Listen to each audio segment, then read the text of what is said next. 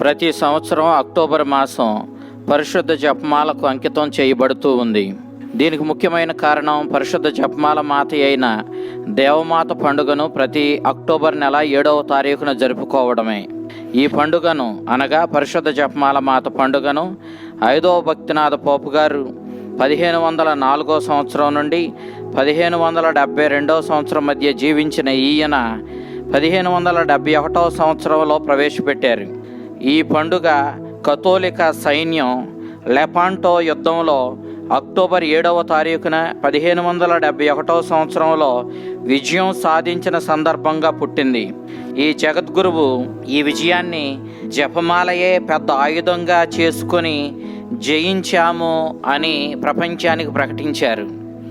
ఆయన విశ్వాసం ప్రకారం అక్కడి సైన్యం కానీ ఆయుధాలు కానీ ఈ విజయాన్ని వారికి సాధించి పెట్టలేదు.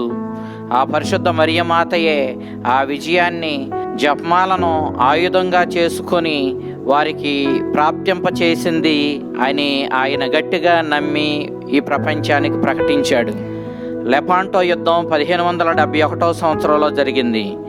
ఈ యుద్ధం 1570 నుండి 71 వరకు జరగగా సైప్రస్ ద్వీపంలో 1571 సంవత్సరంలో గ్రీక్ ఓటమన్ సైన్యానికి యూరప్ ప్రజలైన కథోలిక సమూహానికి మధ్య జరిగినటువంటి గొప్ప యుద్ధం ఇది. అప్పటి వరకు ఆధిపత్యం చెలాయిస్తున్న గ్రీక్ ఓటమన్ సామ్రాజ్యపు ఆధిపత్యం ఈ యుద్ధంలో ఓటమితో అంతమైనట్లు మనం గమనించవచ్చు. యూరప్ కథోలిక దేశాల ఆధిపత్య ప్రారంభాన్ని ఈ యుద్ధ విజయం సూచిస్తున్నట్లయింది. యూరప్లోని క్రిస్టియన్ దేశాలను ఒక బృందంగా ఏర్పరిచి పవిత్రమైన బృందంగా పేరు పెట్టి ఆ యుద్ధానికి 5వ భక్తినాథ పోపు గారు పంపించారు. ఈ యుద్ధం ముందుగా స్పెయిన్ సైన్యానికి ఓటమన్ గ్రీకు సైన్యానికి మధ్య ప్రారంభమయ్యింది. ఓటమన్ గ్రీకు సైన్యం స్పెయిన్కు దాని కథోలిక మిత్ర దేశాలకు వ్యాపార విషయంలో గొప్ప సవాలు విసురుతూ వస్తుంది. సముద్ర వ్యాపారం పెద్ద సమస్యగా మారింది. స్పెయిన్ సురక్షితంగా వ్యాపారం చేయడానికి ఓటమన్ సైన్యం పెద్ద అడ్డుగోడగా మారినప్పుడు చేసేది లేక అప్పటి స్పెయిన్ పాలకుడు కథోలిక రాజును అయినటువంటి 2వ ఫిలిప్ ఈ యుద్ధానికి నాయకత్వం వహించి యుద్ధ ఓడలను సమకూర్చి ఆర్థిక సహాయాన్ని అందించాడు. వెన్నీస్ ముఖ్యమైన యుద్ధ నావలను సమకూర్చింది. ఇది పూర్తిగా సముద్రంలో జరిగినటువంటి యుద్ధం. యుద్ధ ఓడలు ఈ పోరాటంలో 400 వరకు పాల్గొన్నాయి. ఈ యుద్ధంలో కథోలిక దేశాలు జగద్గురువు ఆదేశం ప్రకారం యుద్ధంలో అడుగెట్టాయి.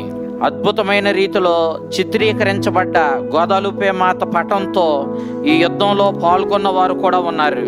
ప్రొటెస్టెంట్ ప్రభావం యూరప్ ఖండాన్ని కుదిపేస్తున్న తరుణంలో ఆ పరిశుద్ధ జపమాల మాత సహాయంతో ఇంత పెద్ద సముద్రపు యుద్ధం కథోలికులు జయించడం కూడా చాలా ప్రభావాన్ని యూరప్ ఖండంలో చూపించింది. కథోలిక ప్రపంచం ఈ యుద్ధంలో విజయం సాధించడంతో ఎక్కడ లేని ఆనందంతో నింపబడింది. జపమాల భక్తితో జపమాలను ధరించి జపమాలే ఆయుధంగా ఈ యుద్ధంలో పాల్గొన్నట్లు, ఈ యుద్ధాన్ని జయించినట్లు జగద్గురువైనటువంటి 5వ భక్తినాథ పోపు గారు ఆ విజయాన్ని విజయమేరీ మాతకు అర్పిస్తూ అక్టోబర్ 7వ తారీఖున విజయమేరీ మాత మహోత్సవాన్ని కొనియాడవలసిందిగా ఆయన పిలుపునిచ్చారు. రాను రాను ఆ పండుగ జపమాల మాత మహోత్సవంగా రూపుదిద్దుకొన్నది. పునీత డొమినిక్ గారికి 1170 సంవత్సరం నుండి 1221 సంవత్సరం మధ్య కాలంలో జీవించిన ఈ పునీతునికి పరిశుద్ధ మరియమాత దర్శనమిచ్చింది. తప్పుడు సిద్ధాంతాన్ని ఎదిరించడానికి, పాపకోపంలో మ్రగ్గుతున్న మానవాళిని తిరిగి హృదయ పరివర్తనకు నడిపించడానికి పరలోక తండ్రి ఇచ్చిన గొప్ప సాధనమని ఈ జపమాలను ధరించి ఈ జపమాలను ధ్యానించమని ఆ మరియ తల్లి ఆ దర్శనంలో తెలియజేసింది. 5వ భక్తినాథ పోపు గారు ఈ పరిశుద్ధ జపమాల భక్తిని పెంపొందించడానికి ఎంతగానో కృషి చేశారు. ఆ విధంగా ఈ జపమాల క్రైస్తవులకు చాలా ప్రాముఖ్యమైన భక్తి విధానంగా ప్రాచుర్యంలోనికి వచ్చింది. 1569 సంవత్సరంలో ఇదే 5వ భక్తినాథ పాపు గారు అధికారికంగా ఇప్పుడు మనం జపిస్తున్న రీతిలో జపమాలను జపించడానికి ఆమోదిస్తూ అధికారిక పత్రం ప్రపంచవ్యాప్తంగా జారీ చేశారు. ఆయన అధికారిక పత్రంలో పరిశుద్ధ మంగళవార్త జపాన్ని, అటు వెనుక త్రిత్వేక సర్వేశ్వరుని స్తోత్ర జపాన్ని జత చేస్తూ అధికారికంగా ఆ జపమాలను ఆమోదించారు. మధ్యయుగం కాలంలో చదవడం రాయడం తెలియనటువంటి మఠ గురువులు 150 కీర్తనలను జపించడానికి బదులుగా 150 పరలోక ప్రార్థనలను జపించేవారు. ఈ 150 పరలోక ప్రార్థనలు ఒక కిరీటంలో ఉండే విలువైన ముత్యపు పూసలుగా వారు అభివర్ణించేవారు. కానీ కాలక్రమేణా ఈ 150 పరలోక ప్రార్థనల స్థానాన్ని 12వ శతాబ్దంలో అభివృద్ధిలోనికి వచ్చిన మరియమాత భక్తి ప్రభావం వలన మంగళవార్త జపం ఆ స్థానాన్ని తీసుకున్నట్లుగా మనకు చరిత్ర చెబుతుంది. ఈ 150 మంగళవార్త జపాలు పునీత డొమినిక్ ఆర్డర్కు చెందినటువంటి హెన్రీ కల్కర్ అనే యవ్వన గురువు 15 గుర్తులుగా విభజించి జపమాలను రూపొందించాడు. ఇది 1528 సంవత్సరం నుండి 1408 సంవత్సరం కాలంలో రూపుదిద్దుకున్నది. ఒక్కొక్క గుర్తు యేసుక్రీస్తుని రక్షణ చరిత్రలో ఒక గొప్ప ఘట్టాన్ని, గొప్ప సంఘటనను మనకు గుర్తు చేస్తూ ధ్యానించుకోవడానికి అవకాశం కల్పిస్తూ ఉంది.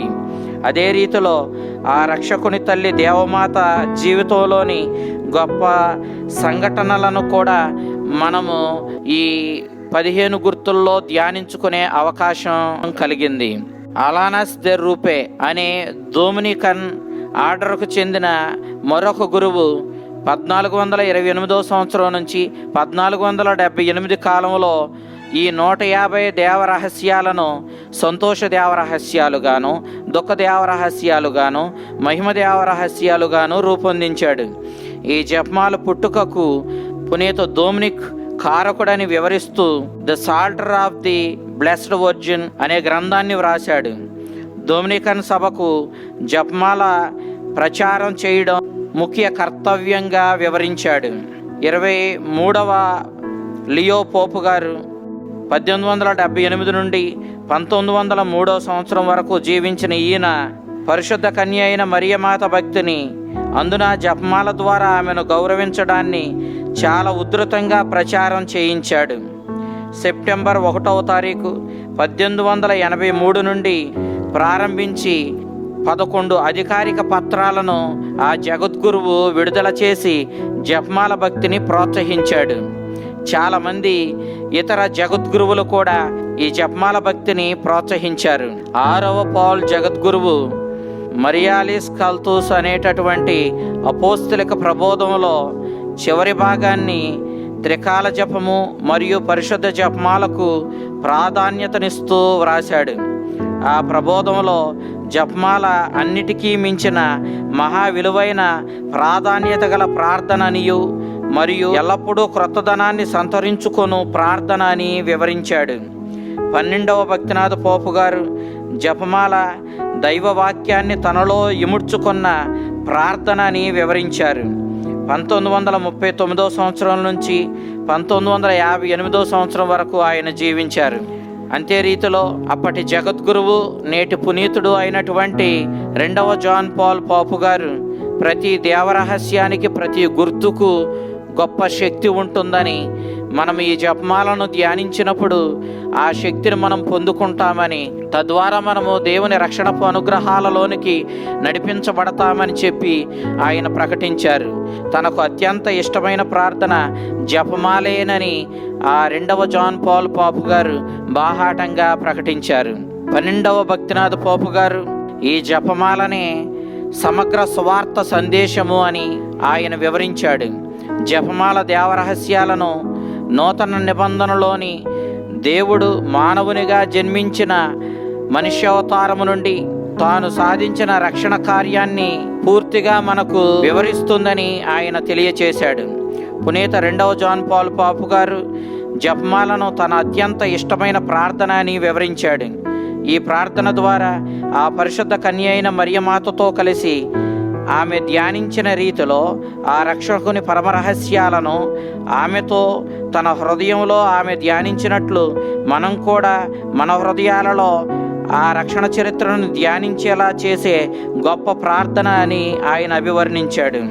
పునీత జాన్ పాల్ పోప్ గారు 2002 సంవత్సరంలో తన అపోస్తలిక లేఖలో రొసారియం వర్జినిస్ మరియే అనేటటువంటి తన అపోస్తలిక లేఖలో వెలుగుదేవ రహస్యాలను ప్రవేశపెట్టాడు. దేవుని రక్షణపు వెలుగు యేసుక్రీస్తు ద్వారా, ఆయన రక్షణ చరిత్ర ద్వారా మనపై ప్రకాశించింది కావున ఆ దేవరహస్యాలకు వెలుగు దేవరహస్యాలు అని ఆయన పేరు పెట్టాడు. కావున ఈ అక్టోబర్ నెలలో పరిశుద్ధ జపమాలను జపిస్తూ పరలోకమాతకు, ఆమె తనయుడు యేసుక్రీస్తునకు మరింత దగ్గర కావాలని, తద్వారా మన రక్షణ పరమరహస్యాలను ధ్యానించుకొని ఆ రక్షణ పరమరహస్యాల నుండి మనకు అంది వచ్చే ఆ శక్తిని మనం పొందుకొని దేవుని అనుగ్రహాలతో నింపబడి మన జీవితాలను మనం ధన్యం చేసుకుందాం. ఈ అక్టోబర్ నెలను జపమాల మాతకు అంకితం చేసిన విషయాన్ని మనం చాలా శ్రద్ధగా గమనించుకొని ఈ నెలంతా, ఆ మాటకు వస్తే మన జీవితమంతా మహాశక్తి కలిగినటువంటి ఈ జపమాలను ధ్యానించుకుంటూ ఆ జపమాల ద్వారా మనము రక్షణానుగ్రహాలను పొందుకొని దేవునికి మరింత దగ్గరవుతూ దేవుని రక్షణ అనుగ్రహాల ద్వారా మన జీవితాలను ధన్యం చేసుకుందాం.